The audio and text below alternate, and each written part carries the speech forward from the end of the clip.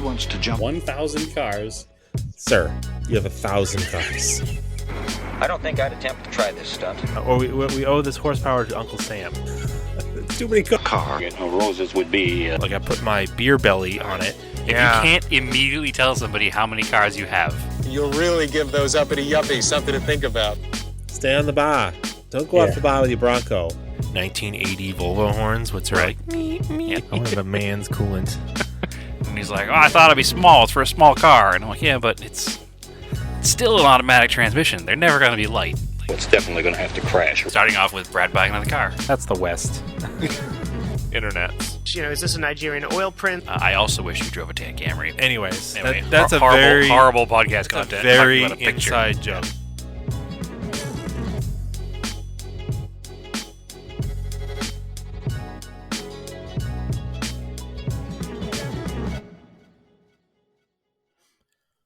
Welcome to Auto Off Topic. Hello, Brad. What is going on, Andrew? Oh, the usual. Unfortunately, might as well get right into it. We ended last week on a really bummer note.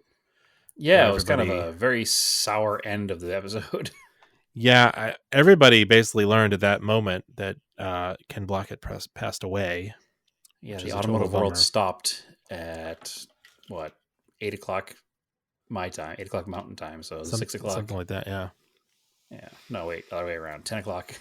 Yeah. Eastern Time. Yeah, it was definitely quite a quick shock we all got there. So I had a whole week of reflecting on Ken Block. I'm not like broken up about it because it's not my family, which I feel bad for their family, but For sure. It's an interesting spot to be in because, it's not like a normal celebrity death, quote unquote, because this person was in our circle. We don't know the man personally. We've both, I think, seen or met him. And a couple times, and he competes in the same events that people who are, I would consider friends and family, compete in. So it's not just some, in the ether celebrity we didn't know about. It was somebody who was, I don't know what the proper wording is, but he was very, very well known, obviously outside of the small world of the rally, community, but inside the rally community, he was even a bigger person than he is outside the community because he was such a well-liked and respected individual. Even if, you didn't really know him well, you didn't know anybody who didn't like him. He was a good guy.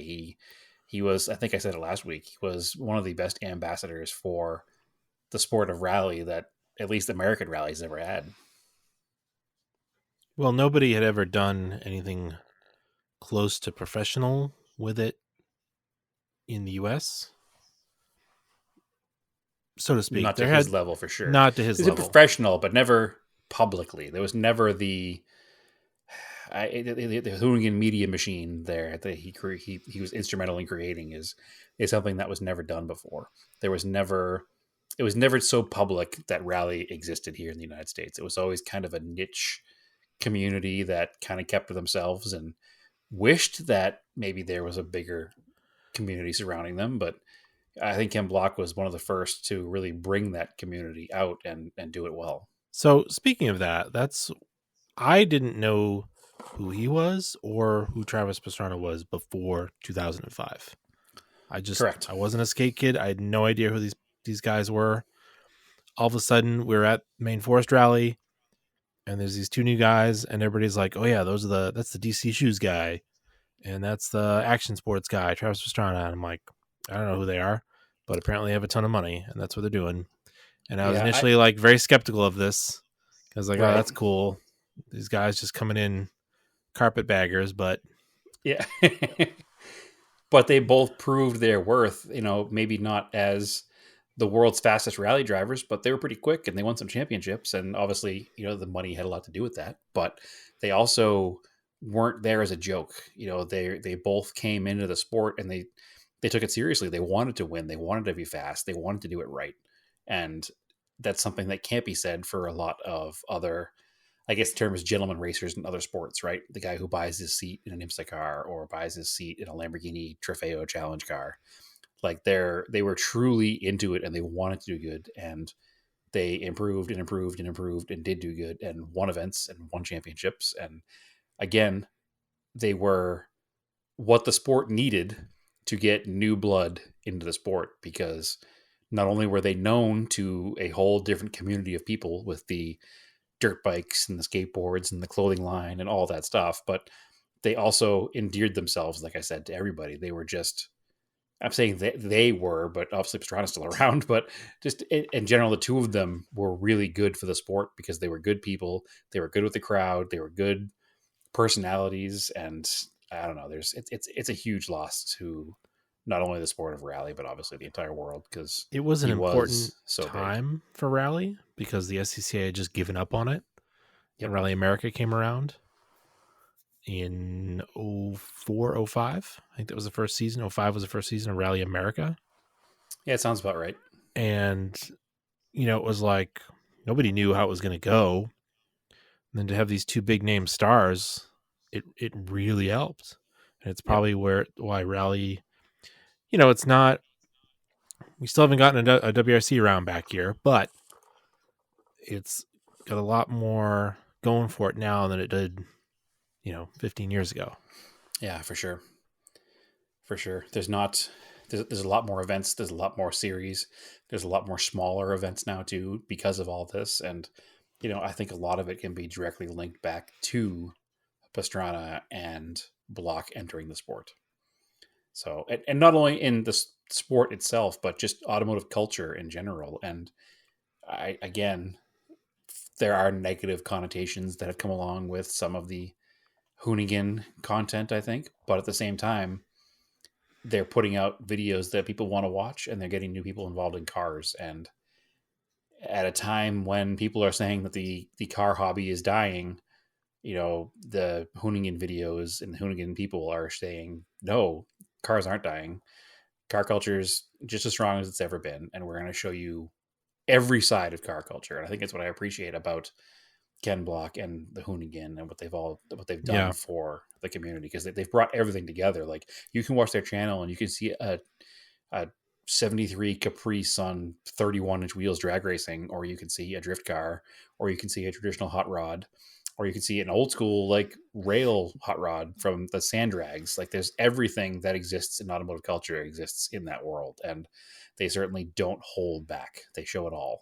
So I appreciate that. Everybody gets a fair shake with their thing, and some people might not want that attention drawn to their side of the hobby, but you know what? The more people, the better.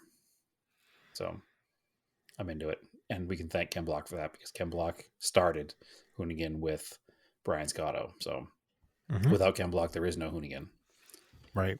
And it may be outside of our, I guess, demographic now as a general rule, but I still enjoy some of their videos, and they're fun. I think the biggest thing is that they like having fun with cars, and that's our biggest thing, is we like having fun with cars. So, yeah, it wasn't, the first Gymkhana was really, really cool. I was already deep. I had already bought my Subaru at the time. sure. So it was just like, oh, this guy's doing some cool stuff. But it didn't, I've said it before. What got me was Gran Turismo. That's what really, we're already into cars, and then playing Gran Turismo is what we got into the JDM side of cars. So I think that goes for most people. But I guess for a lot of other people, I'd say like the 35 to 45 age bracket, that's what got them into the cars they're into. But people younger than us, people who are, 20 to, or let's even go back to 16, like licensure age. So people who are 16 to 30, 35 years old, they got into cars because of YouTube videos. If they didn't get into it because of family members and friends, they got into it because of watching YouTube videos. And that's why the surge in popularity in drifting happened, because drifting came to the United States as YouTube was building, and it just naturally fit, because what looks cooler than cars sliding around a racetrack?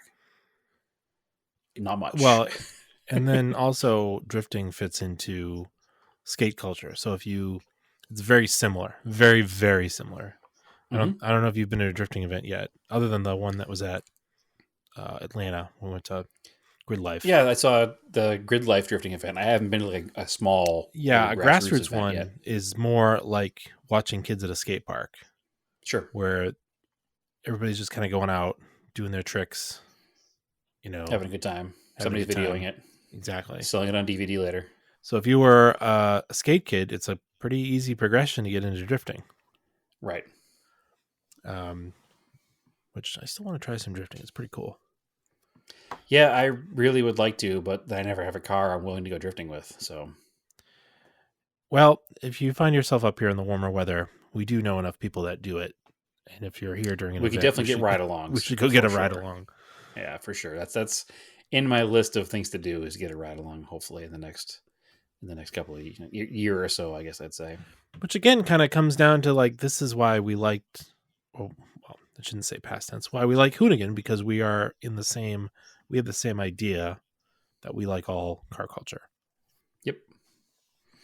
Yeah, we're brand agnostic and car we do event like Mitsubishi, agnostic. but well, listen, we can have a preference, and I said that all the time. We always say that we're Mitsubishi apologists. We love our Mitsubishis, but at the same time, go in my collection of garbage in the backyard, and there's 4 Toyotas and a Porsche and a Ford or a Mercor and whatever. But there's other cars that aren't Mitsubishis, and I have a Chevrolet, and I don't know what else do I have, Andrew. I can't even think anymore. Too many cars. I don't know. Mazda. So there's certainly, while we do have that full on, yeah, we love our Mitsubishis, but we definitely have other things. You're also an Infinity guy now, remember? You have all the Infinities. It's true. I do. I love those Nissans. Right. So we're all in the same boat. We all have stuff we like, and sure, we have a preference, and what you know, right? Like, I'm super comfortable driving a Starion because I've owned 5 or 6 of them. Mm-hmm. But at the same time, I wanted to try out that 944 because it's like a German version of the same kind of car. And I wanted to try out an RX-7, and I wanted to try out these Toyotas, and I fell in love with my dumb Cressidas, and now I have a Corolla. Where'd all this come from? Who knows? It just, one day I woke up and I was a hoarder. It always goes back to me being a hoarder, Andrew. Let's go back to remembering Ken Block. Yeah, I got to go back and start watching some of the Gymkhana videos again. I've only because my son got into them. Like, so we were watching. He really liked the Electricana one, and he likes the new one. And I showed him. Yeah, he likes the one with the Mustang. I don't know if he really liked the truck one. I bet he will. I'll show it to him again. Do you know why he will? Because it's cars sliding around doing stunts. That's all it is. It's universally awesome.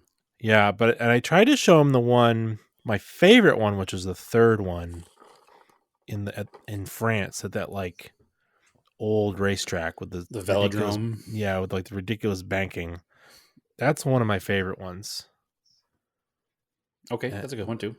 And then I think I tried to rewatch the San Francisco one with him. He wasn't quite into it. We'll try it again because that's a cool one too. That's the one with the big, huge jump in the Fiesta, right? Yep, and the sideways jump drift. Yep, yeah, that's a good one. Mm-hmm. Yeah, it's very. Yeah, I bet he'll appreciate all that eventually. And it was totally like coincidental that we had a few episodes ago talked about, well, because we were talking about the new Gymkhana that dropped with Travis Pastrana, we were talking about how good the old ones were. And I was saying it really, a lot of what is in there is some of the greatest car stuff that's been filmed, like action sequences with cars. No, I agree. Better than a lot of movies. Oh, absolutely. Doesn't fit into the plot of a movie. It's just out having a good time with a car. Yeah. And I fully enjoy all of it. So, it's a super bummer to lose him. I hope that I'm assuming that they'll keep making them because I bet the guy would want that. Well, Pastrana does them as well. Yep. So, and Ken's daughter is a up and coming rally driver. Yeah, we'll see. So my assumption is that we're going to see some with Ken's daughter and Pastrana together. And then probably some other rally drivers as well. I mean, there's plenty of drivers in American Rally and plenty of drifters that can do a lot of the same stuff in the car that they can do. And, I don't want to be callous about it here, but at the end of the day, money is money and they want to make money. So those videos make money or they wouldn't keep making them, right? So there's still going to be videos that they're going to be lacking something without, or just knowing that, unfortunately, Ken Block is not going to make any more. So oddly enough, just today, I was scrolling through Instagram, and there I was served a video of Ken Block driving his snowmobile. He was unfortunately, killed while driving, showing how fast it was and how many cool tricks it does. And it was posted by Ken Block 3 weeks ago. Odd that it got served up today, huh? That is It odd. certainly was it was a bit of like this is off-putting. It's weird. Putting away Instagram for the day. So, but no, it was a little sad, but hey, at the same time, it's also nice to have that memory of you forever, right? Yeah, and I've been meaning to. I haven't had a chance, but I put them on my Flickr page. I have a bunch of pictures that I took of him over the years at mostly Maine Forest rallies. Sure. That was pretty cool, putting those together. Yeah, I mean, I just saw him at SEMA. Yeah. You know what? A month and a half ago, we had we had breakfast one morning with him giving a keynote speech, while watching Electricana. That's cool. It's just yeah. That's how they kicked off SEMA this year. It was a breakfast with Brian Scotto and Ken Block, and they had all of the media and people in a room together, and they showed us the whole Electricana video, introduced it with Ken Block and Brian Scotto, introduced the video, and then had a sit down interview session with them. So that was just a month and a half ago. Yeah, I never liked to fawn over celebrities, so I never really, I'd see him at a rally, and it's just like, yeah, it's just a normal dude, just here to run his race, and kind of left him alone. I never wanted to bother him because but that's the thing. He was always open to fans, and he was always signing autographs. That was really cool to see. And same thing goes. Pastrana does the same. He's very open to fans. Like, he's always making time to sign stuff for kids when you see him, and it's like that's nice to see. Yeah, 100%. Like I said, never a bad thing is said about either of them.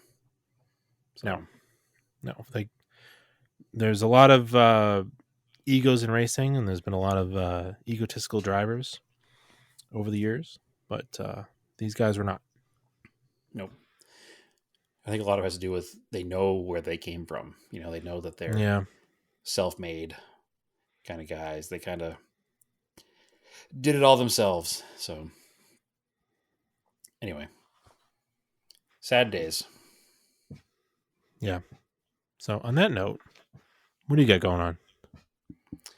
Oh, where do you want to start? You want to start talking about project car stuff? Yeah, go for it. All right. So project car positives or negatives first? What do you want to go with? Give me the bad news.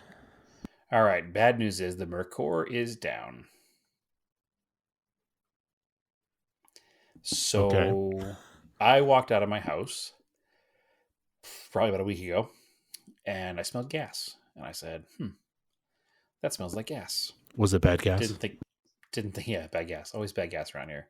Didn't think much of it, and got in the Eclipse and drove away. Came home and said, that smells like gas. Sometimes stronger, sometimes not as strong. Didn't have a chance to look at it. Pulled the cover off of the Mercor, and the gas smell was super strong. I was like, oh, that's definitely not good. Opened the door to the Mercor and got in the Mercor, and the fuel smell knocked me off my feet almost inside the car. Super bad. I was like, oh no, what's happening right now? Went to turn the car on, the battery was dead. All right. This is okay. So I'm charging the battery, and I'm just kind of poking around the car, and I looked under the car at the fuel tank because I figured before I brought it home, I had literally just filled it with fuel. So maybe the top of the tank has some issue, like a sending unit seal is bad, or maybe the filler neck goes in, maybe the rubber is cracked and it's leaking out of there. Maybe that's what's happening. So I'm crawling around the back of the car and I don't see any wet spots. I can't figure out where the fuel is coming from. And then out of the corner of my eye, I saw a drip. I was like, oh, that's weird. I wonder what's dripping. And I looked a little closer and I realized that the fuel pump is in the middle of the car, like an inline fuel pump. And it dripped. And I was sat there and I'm watching it again and it dripped again. And it dripped again. So, okay. Well, once the battery finished charging, I plugged the battery back in. Actually, let me go back to that story real quick. Charged the battery for hours. Nothing happened. Went to go look at it. And for some reason, my charger was charging at 6 volts, not 12. My charger is an automatic charger. Like it doesn't have a switch for 12 or 6. Yep. So I don't know if the battery is just so dead that it thought it was a 6-volt battery. That can happen sometimes. But nonetheless, it did not charge the car at all after being plugged in all day long. So I had to, reset it, and I actually looked at the screen and it said 12 volts. So I let it charge for the rest of the day again. Went out the next day, put the key in, turned the key just to the on position, not quite start the car, and I looked into the car and just saw the fuel pump just spraying fuel everywhere. Oh, fun. So something in the fuel pump went bad because I tried tightening it and it didn't do any good. It's like, sounds like a canister fuel pump. It's a canister fuel pump. Yep. Interesting. Well, at least it's under the car. You don't have to drop the tank. Yeah, it's a very simple one to deal with. I ordered a new one. Unfortunately, I have no job right now, so parts are expensive when you don't have a work. So I bought a nice Bosch one. I didn't want to cheap out. So as we all learned from the Starion, we know what happens when you cheap out on fuel pumps. So I'm not cheaping out on the fuel pump. I bought the nice Bosch one. And once that gets in here, the ethanol have the car back on the road. Fuel ate the seals or something. Who knows? It doesn't look original. It looks pretty shiny and clean. Bad gas. So my assumption is that it was replaced sometime fairly recently, and it's just an aftermarket one that fell apart. Strange. Seems to be the way of things nowadays, anyway, right? So don't make them like they used to. They don't. So that's again part of the reason that I bought the Bosch one, because I don't want to do the job twice again. So I'm not going to do the job twice. So I went ahead and I ordered that. So that car is sitting. Unfortunately, it was in the very front of the driveway in front of all the cars. So I did push it, but my goodness, that car is not a Corolla or a Colt. It is quite heavy to push by yourself. So thankfully, Naomi was able to help me push it because she's having foot surgery Friday. So after this week, she won't be able to help me push for like 8 weeks. What is love but pushing broken cars? Yeah, well, it's part of the deal around here, right? Most of the cars I can push myself, like the Colts and the Corolla, and all of them are pretty lightweight. But it's good because they usually broke it down. Oh, you say it like it's a joke, but there's more truth to that than most other things. Anyway, so that car is down for the count, unfortunately, until that part comes in and I get around to fixing it. So the car behind that is the brown 80 Corolla. So I was like, all right, you know what? I will push the car to the end of the driveway so I can get the Corolla out of the backyard, and I'll use the Corolla. Or it was first Saturday, so I'll use the 944, which is the next car back, to go to Porsche's at 4 till 4. So I went to get in the Corolla, and the Corolla's dead. Super annoying. Now I'm just like, all right. The world obviously doesn't want me driving old cars today. So the Mercor has a draw. I know it has a draw. It's always had a draw. Maybe it's the fuel pump. And I expect it to be dead because I forgot to unplug the battery. It's fine. The Corolla, however, was just driven 5 days prior, to go pick up that desk that I picked up to build model cars in. So it should be fine, but it's not. So I put the charger on that all day long. I come back out to it. It says 12.6 or 12.5 or whatever the voltage is with nothing powered on. Mm-hmm. So fully charged, right?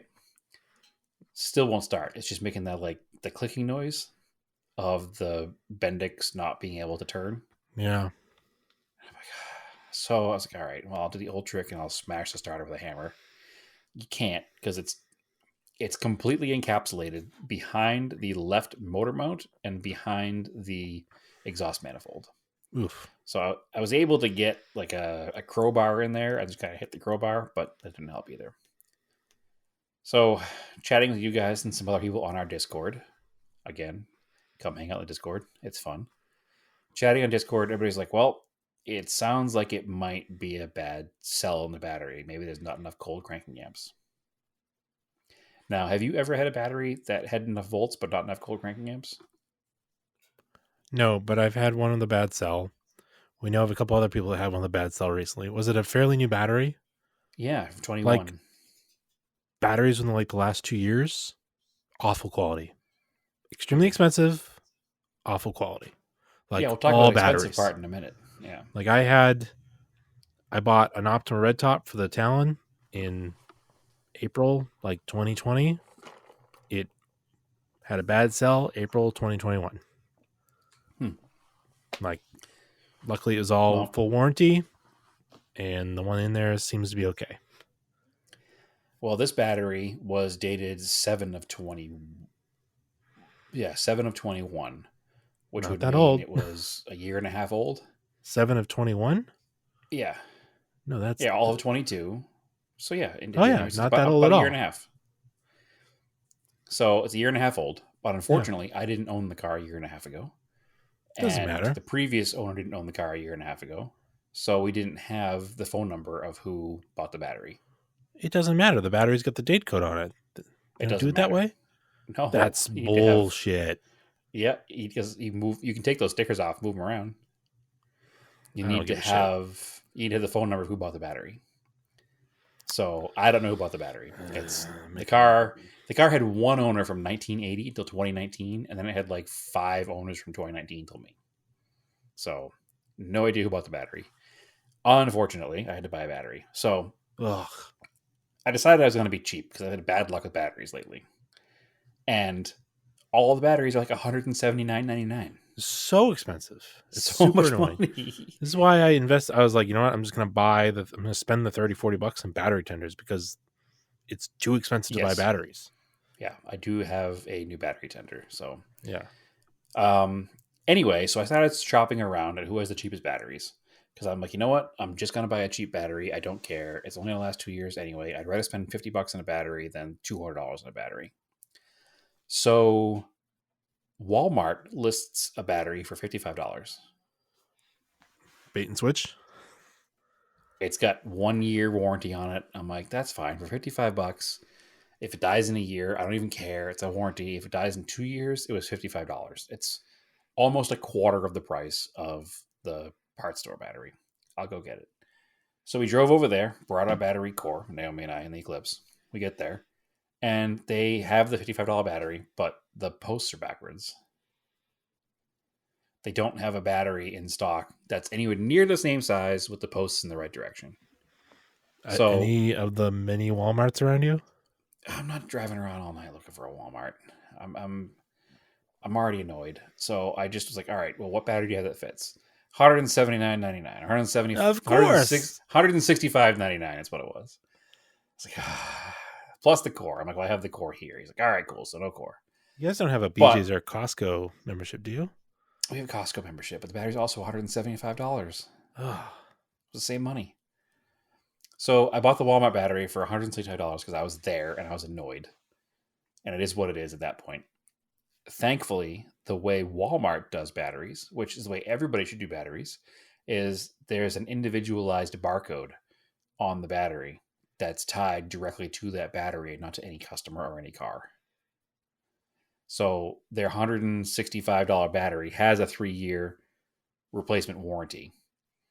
And as long as you leave that sticker on top, which I'm sure the first time it drives in the rain, it comes off. But anyway, the sticker on top is how you get the new battery. So that's good. So I actually put a little piece of clear cellophane tape over it just to make sure it stays in good shape. And I put the battery in the car. And if I have the car for 3 years and needs a battery, I'm covered. So anyway, get the battery in the car. Car starts right up. I did skip the step where I took the battery out of a different car because I couldn't get the car to start even with a jump from another car. So I took the battery out of another car and kind of put it in there enough to make it fit real quick, and the car did start. So I knew it was the battery. It wasn't a weird issue with the starter. So I get the new battery in the car fired right up. Everything's good. I then went to fix, because the car still has those dumb fender mirrors on it, because I haven't got new fenders yet. So the fender mirror on the passenger side was super loose, and they're pretty useless anyway, but I thought I was going to lose the whole mirror on the road. So I went to tighten that back up and realized that one of the bolts had come completely out of it, or one of the nuts, I should say, came completely out of it. I was like, all right, that's interesting. Well, I need to, I have a whole set of metric hardware. I'll just throw a new nut on there with a lock washer and call it a day. Turns out somebody hacked these mirrors together. I don't know where they got them from, but somebody took them apart and put standard hardware in them. And the reason it loosened up, right, so now I got to go to the parts store and buy a nut. And the reason it loosened up is because when they put it together, they broke out the factory studs and put just bolts in there. And there's nothing inside the mirror to capture the head of the bolt. So you can't really tighten it up beyond whatever it wants to tighten. I just did a auditory forehead palm. Yeah. So I don't know why somebody did that. That's why it loosened up. So I bought a stand. Went to Home Depot and bought a little baggie of the correct size nuts and lock washers. I put it on, and when I put it on, I held the bottom of the through bolt with a pair of vice grips and used the ratcheting wrench to tighten it the best I could. So hopefully it doesn't loosen up again, which is certainly a Mickey Mouse way to do things, but somebody screwed it up before I screwed it up, and they hacked the crap out of them. So there's no way to fix them without buying new ones. And I'm not buying new ones because the plan is to not run them when I get new fenders. So the mirror is tightened up. The car did start. I drove the car to the Pavilion's car show Saturday night. No problem at all. So everything's good now. But all I wanted to do was get the 944 out. And everything in its way was dead, and everything became a project. And it cost you like $200. And it cost me it cost $300 almost, because between the $200 battery, the few dollars worth of nuts and hardware, and $100 fuel pump for the Mercure, it cost $300 to pull the 944 out. And I never even pulled the 944 out. Yeah, that's pretty much what I did. That was all, I think, Thursday night, maybe, or Friday night. And I was like, forget it, I'm done. Because I was planning on going, like I said, to the 4 till 4 Porsche morning, and the car hadn't even been pulled out. I did start it just to make sure its battery wasn't dead. It did start, but I didn't take it out. I left it back there, and I took the Eclipse out Saturday morning and just parked it around the corner in a normal parking lot and walked over to the event. So it was frustrating. It was $300 like that gone, but I guess it's part of having a fleet of cars, right? I guess I signed up for this. Yeah, I don't know. Divide it amongst your 15 cars. I guess it's not that much money. Well, it is when you're unemployed. That's the worst part of the whole thing. I don't have a job to make this money back up. So, nonetheless, it's all back together. Everything's good now, except for the Mercure, but at least it will be good. But the Corolla was good. I've been driving it. Been happy. Everything's wonderful. I need to actually get those fenders and move along with that project, but nonetheless, it is what it is. So that's the bad and new and good all wrapped into one. I did one other project with Naomi actually just before. Actually, no, hold on. Before we get to that, Corolla currently doesn't move. I forgot a whole part. So when I bought the car, it had a lot of slop in the shifter. I think I talked about this. There's a $245 short shifter kit you can buy. Yeah. Or there's the $13 worth of hardware you can buy to fix it. Did that ever show up? It just got here, yes. It came from Indonesia somewhere. So it's here. Well, again, the car was drivable without it, so it wasn't the end of the world.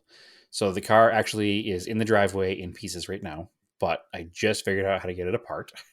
So it's all apart and should be together in the morning, and we'll have reports back next week on whether or not that worked and how much effort it actually was. So, and if it doesn't work, then we're going to spend another $245 on a new shifter. So we'll see what happens, but it should hopefully work. It's a pretty simple setup. The hardest part was the shifter shaft that goes into the transmission is 2 pieces, and it was difficult to get them separated because neither of them is hexed. So it's just it's round stock into round stock.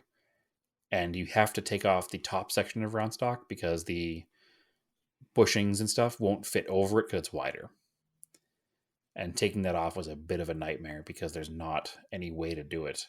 I actually had to reinstall it in the car and use a pair of vice grips. So managed to get it apart, but it was not super simple. So that's why I haven't finished it yet, because it took me like an hour to figure out how to get this stupid thing apart. So that'll be reported on next week of how that worked out. So fingers crossed by tomorrow that'll be all set. The final update is garage related in general. So it's the garage door. Do you have auto opener on your door? You don't, right?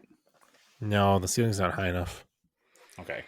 So we have, I think it's Garage Genie is the name, or Door Genie, or Genie Doors, or Isn't that like just like a Garage Genie is the name of Craftsman it. brand or something? I don't know. It came with the house.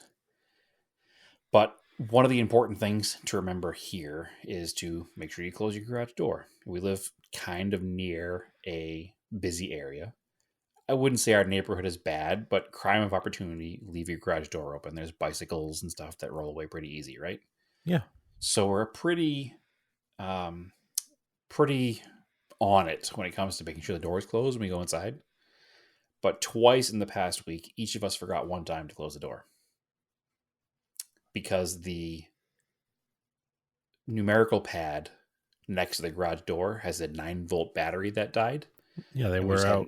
Yeah, we just hadn't changed it yet. And so you have to go in the house to close the garage door or walk through the kitchen and use the hardwired ones on the wall on the back. But when you're working out front, you just walk inside and I have the, wireless remote in the living room. So I forgot it one night and she forgot it one night. And the night that I forgot it, it was literally open from, I don't know, 5 o'clock in the evening till like midnight. Mm-hmm. Thankfully, nobody did go by and take anything out because, again, it is a pretty good neighborhood, but again, you never know, right? So we were both trying to figure out a way to make sure we don't do that again. Okay. It turns out that the security camera system that we use, kind of like the Ring doorbell system, we use one from a company called Wise. Yeah. They have a garage door opener set that has a camera in the garage, and you wire it into your garage door opener, and you can open and close your garage door from your cell phone. Oh. And if your garage door is open, Alert you if it's open? it will alert you if it's open for a certain amount of time. So if the garage door is open for more than 20 minutes, it'll alert you and you can, say, hey, it's fine, I'm out here. Or, oh crap, I better go close that garage. Oh. So actually right before podcast tonight, we just finished installing that. So that was actually super simple to install. Thankfully, we have power on the ceiling right next to the garage door motor because whoever installed it put a 4-bank of outlets in the ceiling. So it was very simple. You just plug it into the same wires that the garage door opener is already plugged into. It's like these little, like super thin little wires. Yeah, it's like doorbell wires. It's exactly like doorbell wires. So you put those in, you mount the camera to the ceiling, and you close the door, and you have this QR code that you have to stick on your door. It's like a 10 by 10. The camera looks for it? The camera looks for the QR code. Oh. So if the camera sees the QR code, it knows your garage door is closed. Oh. Yep. Super slick. So it literally took us, 45 minutes to install the whole thing. But now we have that added level of security of not only do we have this thing that tells us that the garage door is not open, but we also have a security camera in the garage that shows the whole opening of the door when it's open. So God forbid somebody does go in there, we'll have a nice clear picture of who it is. Or like when I came by and nobody was home and I didn't have a key, you could have just probably hit a button and let me in. Yeah. Yep. Could have done that because we must be able to do it remotely because it goes into our Wi-Fi. Yeah. So it must. That's why you couldn't open it. Yeah, because I can log into the camera from away from the house, so he must be able to log into the system from far away. So, yeah, also a good call. Didn't think about that one, but well worth it. So, I don't know if you have security cameras or anybody listening does, but we bought Wise.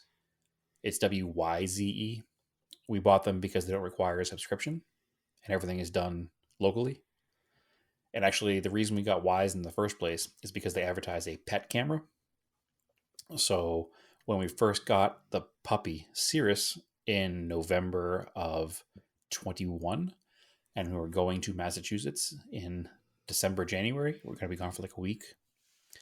And we had our neighbor watching the dog, but we wanted to have a camera that we could see the dog with and make sure she wasn't getting into trouble. And the Wise Pet Cam, actually, you can control it from your phone. It pivots, goes up and down, and you can talk through it.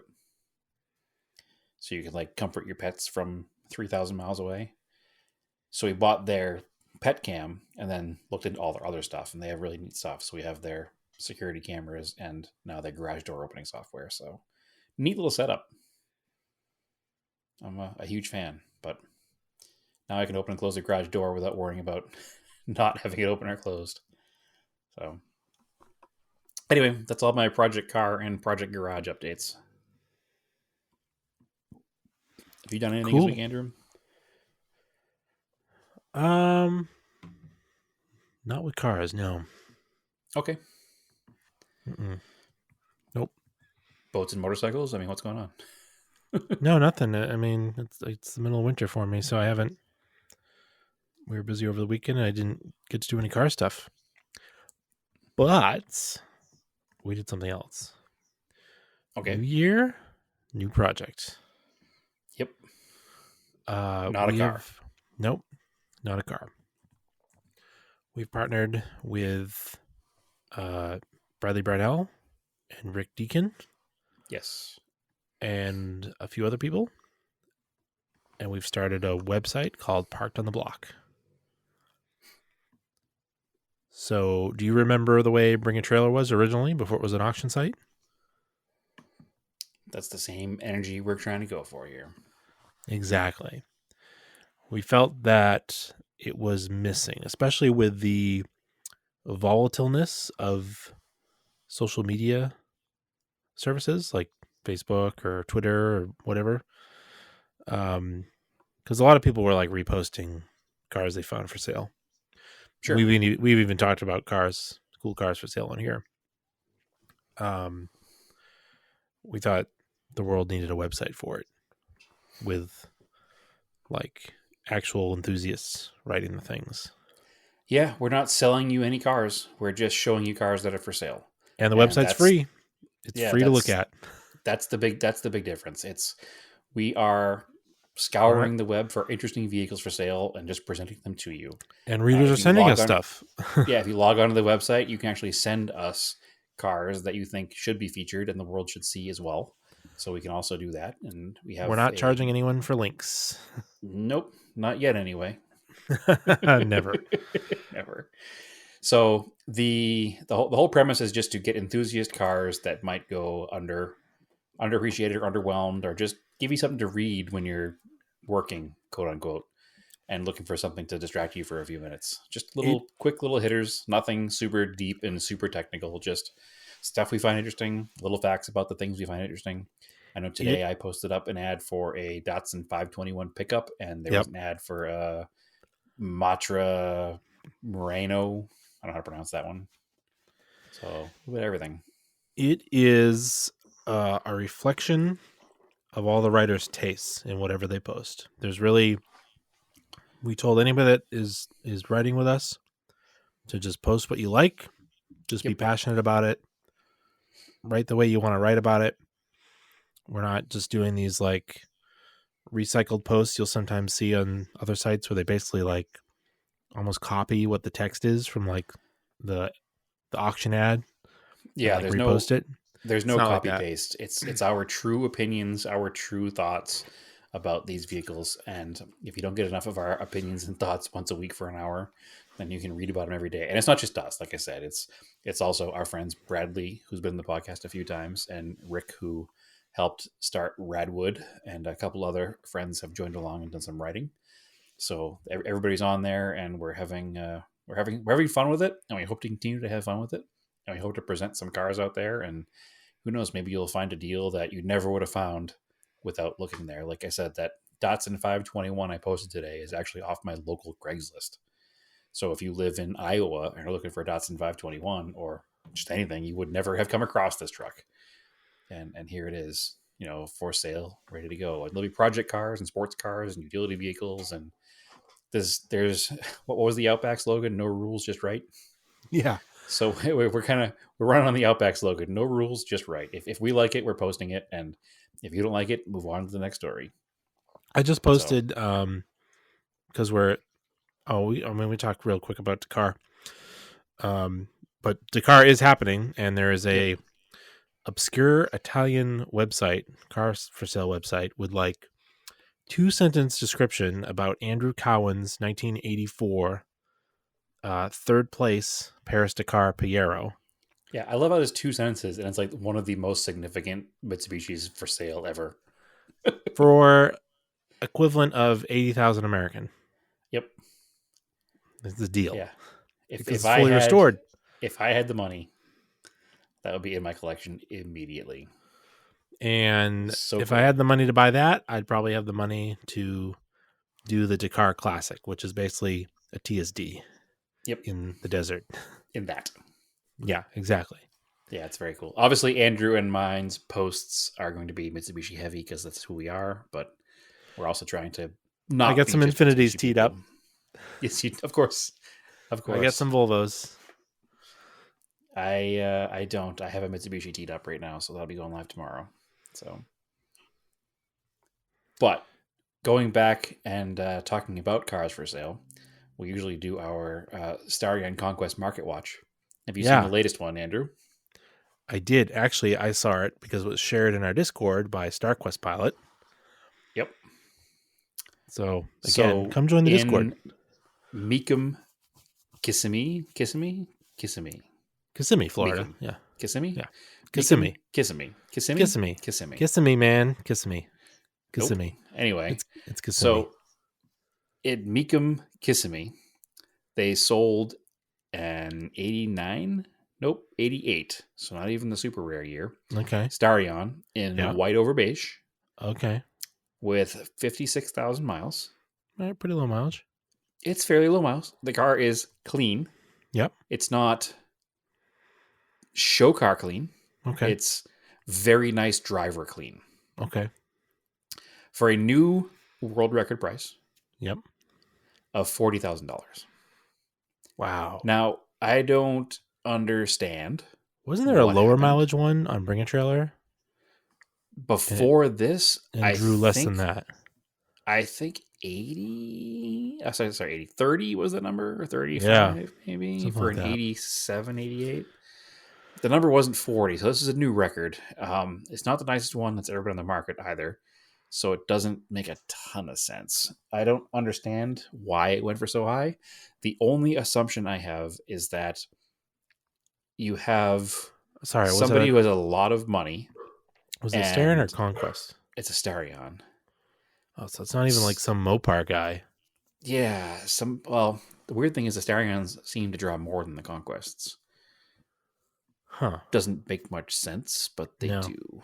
So, yeah, I don't really understand. The only thing that makes sense to me is that somebody who wants to buy a Starion, or two people apparently in this case, that want to buy a Starion, say, well, I have tons of money, and if I overpay for this car by 10 to 15 grand, what's the difference? Yeah, I guess. So, according to Classic, the most recent Starion sale, the highest Starion sale prior is 20, which seems wrong because that doesn't seem. Was it on a Conquest? No, it could be made wrong. Who knows? Yeah. The $31,000 car was a Conquest. So I don't know. I don't understand. I'm not going to. I don't even remember where it was, but our friend Alex Gerbau sent me a link to one somewhere for sale. It was a red one. The it wasn't an auction site, but the asking price was $30K. Okay. And I was like, I had mentioned it back in the message. I was like, yeah, 15 years ago, that was a $5,000 car. 15 years ago, it was It a was like an $3,000 car. It was like an 80,000 mile red Conquest. Do you remember my first red Conquest? It was like $3,000, The, right? the really super clean one? Yeah, Do you know how many miles were on that car? it was like 60 or 80, wasn't it? I bought it with 60,000 miles on it. And I sold it with like 70 for $2,800. Ugh. And I sold that car to buy my house. So what year was that? 2008. 2009? 2008? So Maybe it was 2009. Yeah. yeah, I bought the house in 09. So I sold the car to buy my house in 2009.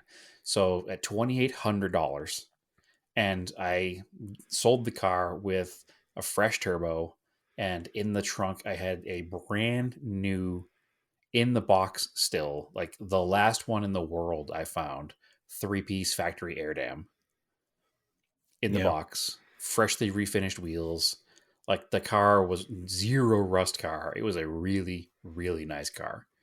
Had I known back then that selling it for $2,800 to help get my, down payment money for my house, I probably should have just kept it and held on to it, because not that I'd even be selling it now, but I can't replace that car now. That car was very nice, and it's crazy to me that I sold it for less than $3,000 because I think it had 70K on it. So it is what it is, right? Yep, it sure is. You never know until later. And I always say that I buy the wrong cars, but sometimes I sell the wrong cars too. So life goes on. Yeah, a very similar white Conquest sold on Bring a Trailer was 70 something thousand miles for 22 grand not that long ago. So this $40,000 car just doesn't make any sense. But even 20 grand seems like a lot of money for a Starion. So I don't think Now, I ever would paid they more still than list 3,500. the sold price if the sale isn't completed? Now you're bringing up a point here, Andrew. Mm-hmm. Yes. Okay. Some places will, some places won't. Yeah, It so we don't depends know if on this was who's running actually the site. finished. If money I'm was sure it actually was. exchanged. I'm sure it was, because a lot of these live auctions are monies in hand pretty quickly. Okay. So I do know that, like, your Infinity, for instance, was sold on Cars and Bids, and it's still listed there as sold, is it not? Probably. Yeah. So some of the online websites are not exactly forthright with their completed versus fallen apart sales, but I think a lot more of the in-person auctions are a little more forthright with that. So I don't know. It's crazy money. Is it a new precedent or is it a one-time thing? I guess time will tell, right? We're gonna have to wait and see. But it just means it's gonna be that much harder to replace my missing Starry Hands and Conquests, because I do miss driving one. They're one of my all-time favorite cars. So time to start looking, I guess. All right. So to recap, go check out parkedontheblock.com. Yes, please do. Hit us up for an invite to the Discord if you want to come hang out. And you can follow me on Instagram, Race and Anger. I'm on Twitter as Race and Anger. For the podcast, Auto Off Topic Podcast on Instagram. There is a Parked on the Block Instagram. It's not, we don't have any content on there. We're going to add some. Yeah, I'm not sure why we're not posting each car on there. We got to figure that out. Okay. We haven't talked about that, but yeah. Yep. We'll there's a Parked on the Block Twitter. And Brad, where can they find you? They can find me on Instagram at TSISS350, and they can follow us also on Scale Autocast and the Auto Off Topic pages everywhere as well. So all those good places, and they can now find my posts also on Parked on the Block. That's right. I think in even one of my posts, I said you were the auction price expert for Parked on the Block. So, Oh boy, that's a lot to live up to. Oh, I'm still looking for an inexpensive car. If anybody has a $2,000 or less car for sale in either the Phoenix area or the Boston area, I need to pick up a car for my kid. So that's still on the hunt. So just a little self promotion, not promotion, but looking for a cheap car. All right, cool. So, as always, keep cars analog and aim for the road.